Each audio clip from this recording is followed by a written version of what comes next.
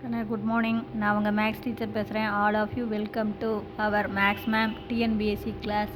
கண்ணு இதில் ஏதாச்சும் டவுட் இருந்தால் கேளுங்க. Wish you all the best. நல்லா ப்ரிப்பேர் பண்ணுங்கள். கண்ணு இன்றைக்கி நம்ம பார்க்க போகிறது ஃப்ராக்ஷன். இந்த ஃப்ராக்ஷனில் பாருங்கள், ஒன்றுமில்லை, the sum of whole number and a proper fraction is called mixed fraction. அதுக்கு எக்ஸாம்பிள் பாருங்கள். இது ஒரு 2ங்கிறது ஒரு ஹோல் நம்பர், இது ப்ராப்பர் ஃப்ராக்ஷன்.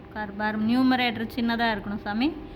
அப்போ நியூமரேட்டர் சின்னதாக இருந்தால் அது ப்ராப்பர் ஃப்ராக்ஷன். அப்போ இதை ஆட் பண்ணால் 2 1/3 வரும். அப்போ இது மிக்ஸ்டு ஃப்ராக்ஷன். அதே மாதிரி the number which has its own reciprocal, ஒரு நம்பரும் அதனுடைய ரெசிப்ரோக்கலும் ஈக்குவலாக இருக்குது அப்படின்னா அது ஒன்று தான். பாருதா, ஒன்றுனா 1/1 போகணும். இதை ரெசிப்ரோக்கல் போட்டாலும் 1/1 தான். அப்போ ஒன்றும் அதனுடைய ரெசிப்ரோக்கல் தான் எப்படி இருக்கும், ஈக்குவலாக இருக்கும். வேறு எதுவும் ஈக்குவலாக வராது. அதே மாதிரி 3 1/2 கேன் பி ரிட்டன் அஸ். இந்த 3 1/2 நான் என்னென்னு எழுதலாம், இது வந்து மிக்ஸ்டு ஃப்ராக்ஷன் இல்லையா, இது எப்படி 3 + 1/2 3.5. அப்போ 3ங்கிறது ஹோல் நம்பர், ஆஃப்ங்கிறது ஃப்ராக்ஷன். புரியுதா, 3.5. அப்போ இதை வந்து இப்படியும் சொல்லலாம். இந்த மிக்ஸ்டு ஃப்ராக்ஷனை இம்ப்ராப்பராக பாரு, 3 2s are 6, 6ஓட 1 கூட்டினா 7/2 அப்படின்னு எழுதலாம். அதே மாதிரி sum of any 2 proper fraction is always improper fraction அப்படிங்கிறது கண்டிப்பாக தப்பு. ஏன்னா அதுக்கான எக்ஸாம்பிள் பாருங்கள்.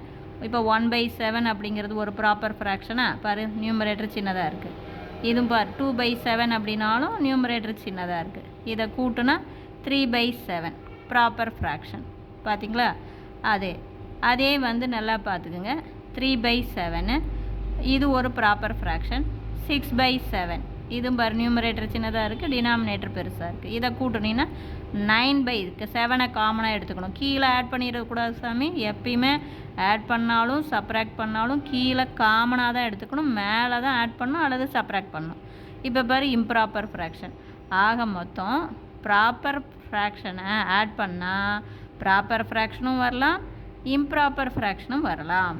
ப்ராப்பர் தான் வரும் அப்படின்னு நம்ம அடித்து சொல்ல முடியாது. அதே தான். இப்போ புரிஞ்சுதுங்களா?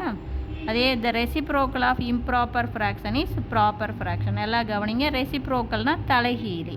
இம்ப்ராப்பர் ஃப்ராக்ஷன் தான் இதையே எடுத்துக்கலாம். இப்போ இம்ப்ராப்பர் ஃப்ராக்ஷனு இதை தலைகீழாக மாற்றினா 7/9 ப்ராப்பராக மாறும். அல்லது ப்ராப்பர் ஃப்ராக்ஷனு இதை தலைகீழாக மாற்றினா 7/3 இம்ப்ராப்பர். அப்போ இம்ப்ராப்பராக இருந்தால் ப்ராப்பராக மாறும், ப்ராப்பராக இருந்தால் இன்ப்ராப்பராக மாறும். எப்போ ரெசிப்ரோக்கல் எடுக்கும்போது, தலைகீழாக மாற்றும் போது இம்ப்ராப்பராக இருந்தால் ப்ராப்பராக மாறும், ப்ராப்பர் ஃப்ராக்ஷனாக இருந்தால் இம்ப்ராப்பர் ஆகும். அதே மாதிரி மிக்ஸ்டு ஃப்ராக்ஷன் இதை பாருங்கள். த மிக்ஸ்டு ஃப்ராக்ஷன் ஆஃப் 3/4 அப்படின்னா 13/4 அப்படிங்கும்போது என்ன, இது வந்து இம்ப்ராப்பர் ஃப்ராக்ஷன்.